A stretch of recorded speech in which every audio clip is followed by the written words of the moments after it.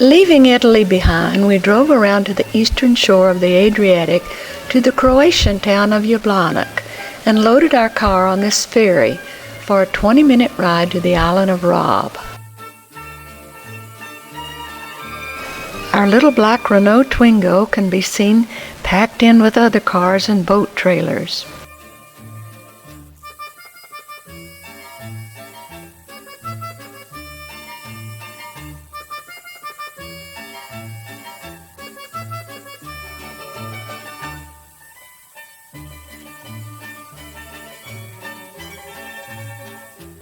Four landmark campanillas rise above the red tile roofs of Rob Town.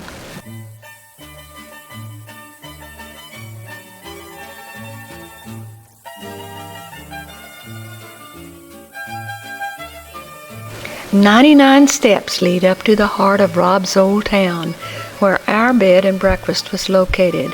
The climb was tiring, but it was worth it. We had a lovely spacious room with a modern private bath in a 600-year-old building right off this walkway. Our neighbors were grilling fish on their front doorstep.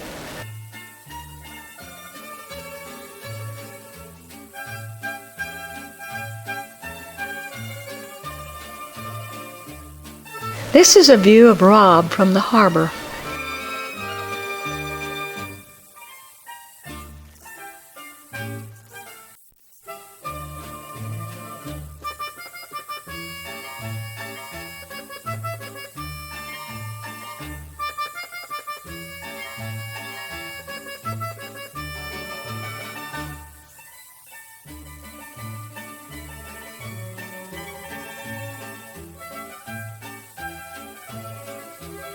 This large outdoor restaurant overlooked the marina.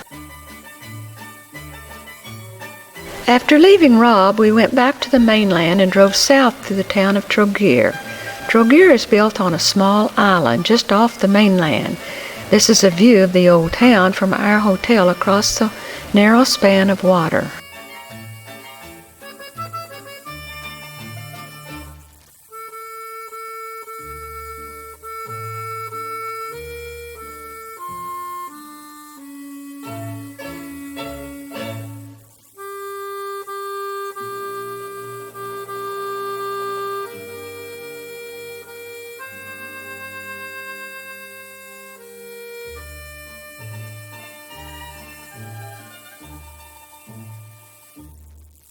A 30-minute walking tour of Trogir convinced us that this tiny village is high on our list of favorite places. The entire town, developed between the 13th and 15th centuries, is on the UNESCO World Heritage List.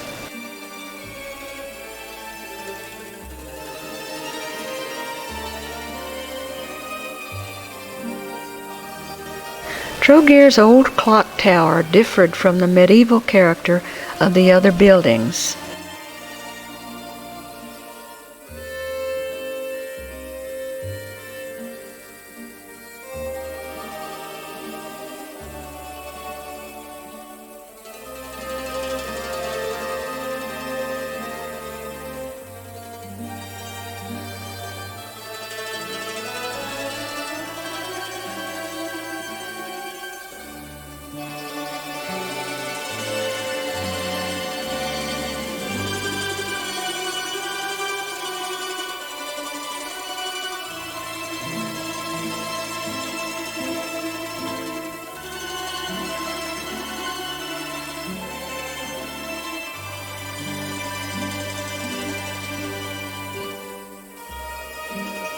Split, which is only a 30-minute drive from Trogir, was the home of Diocletian, who was known for his persecution of early Christians.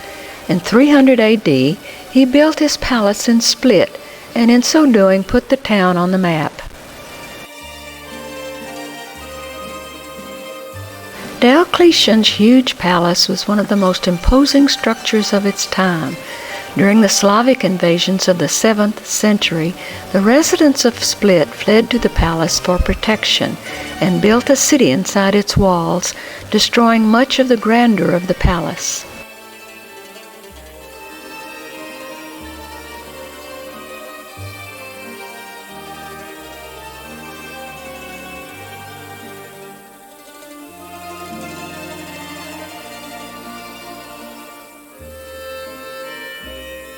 This fountain on the walls of an old building illustrates a bit of Croatian humor.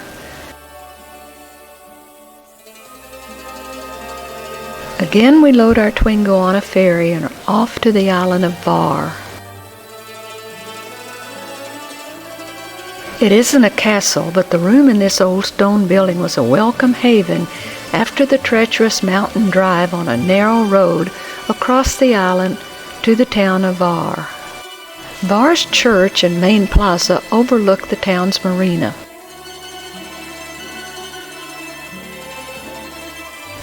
The building with the arched opening was once home to the town's war galley, and upstairs is Var's Pride, Europe's first municipal theater, built in 1612. The ruins of a Venetian fortress, built in 1551, stand like a sentinel on the hill high above the town. The old bell tower is all that remains of the Dominican monastery, destroyed by the Turks in the 16th century.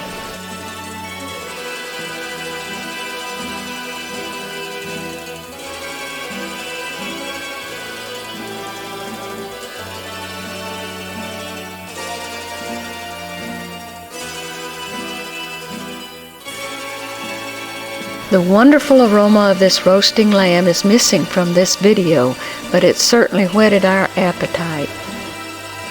Back on the ferry, we are on our way to the island of Croatia.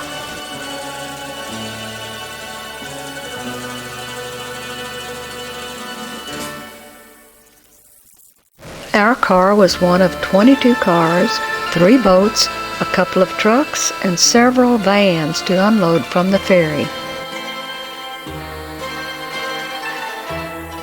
And here comes our tiny little black Renault Twingo.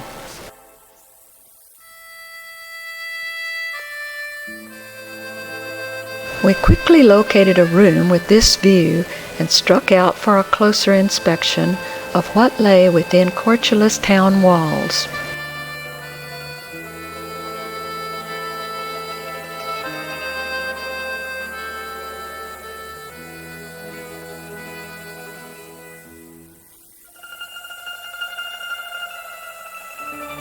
This is the main entrance to the walled old town. The following are scenes within the old town walls.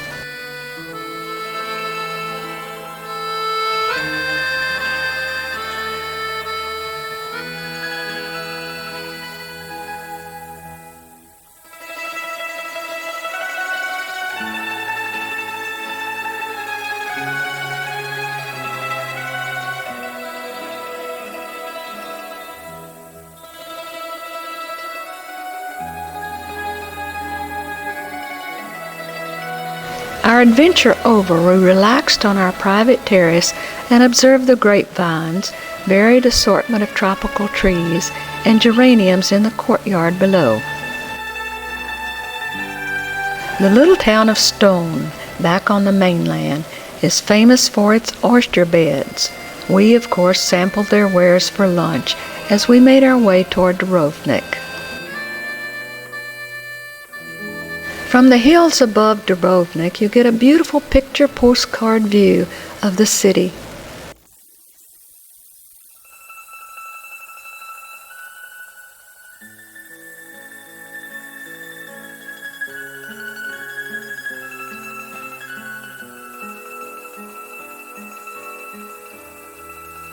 This is the main entrance to the old walled city of Dubrovnik. Just inside the main gate is the Jewish fountain. The old city wall is several miles long, and the top of it is wide enough for a good walkway. The broad main avenue leads past the Jewish fountain to the center of the old town. Following are scenes from the top of the city wall. Fortunately, this beautiful city with its lovely churches, palaces, and red-roofed houses lining marble streets was not demolished during the 1991 Serbian siege of Croatia. Most of the damage has been cleaned up. UNESCO's supervision ensured that the restoration used traditional techniques and stone quarried from nearby Croatia.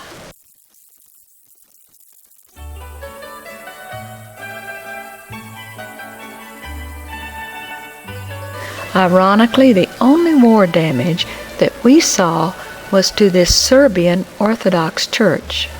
We don't know if there are any Serbs left around here now to make the needed repairs.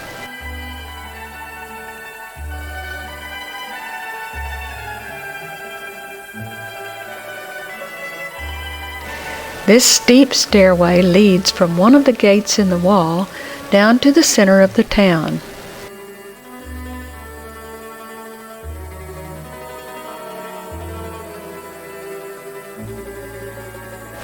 Many of the Dubrovnik churches had elaborate interiors.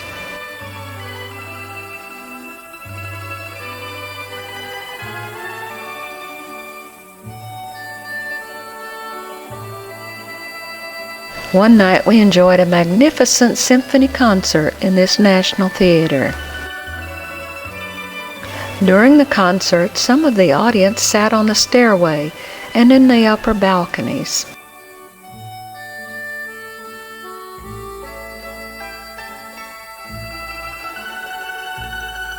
Dubrovnik has a colorful outdoor market where we bought cherries, apricots, and dried figs.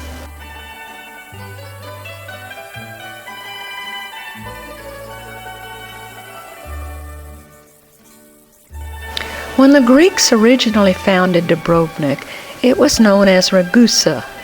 Most of the restaurants in the old town are located on this upper street, and our favorite was the one shown here with the name of Ragusa 2. Ragusa 1 is in New York and is run by the brother of the chef at this restaurant. This pretty little town of Premiston completely covers the island and made a good stopover for us on the way to Plitvice National Park. The Civil War in old Yugoslavia actually began in Plitvice National Park in 1991 when the rebel Serbs took control of the park. The natural wonders of the park were not damaged, but the hotels and villages were gutted. 2 of the hotels have been restored and are a stunning adjunct to the pristine park. Modern buses deposit visitors at the top of the lushly wooded hills, and paths lead hikers through a fairyland of 92 waterfalls and 16 turquoise crystal clear lakes.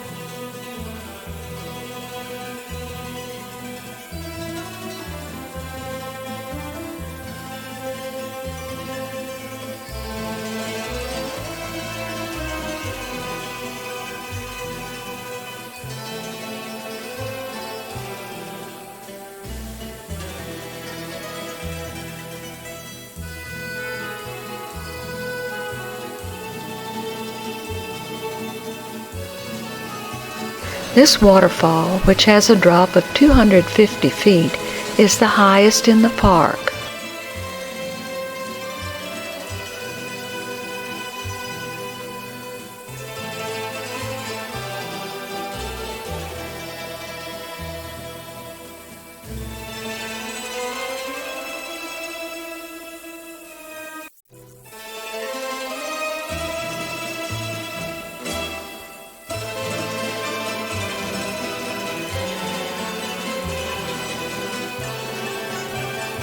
Karlovac, not far from the Croatian capital city of Zagreb, suffered much Civil War damage, and many of the buildings have not yet been restored.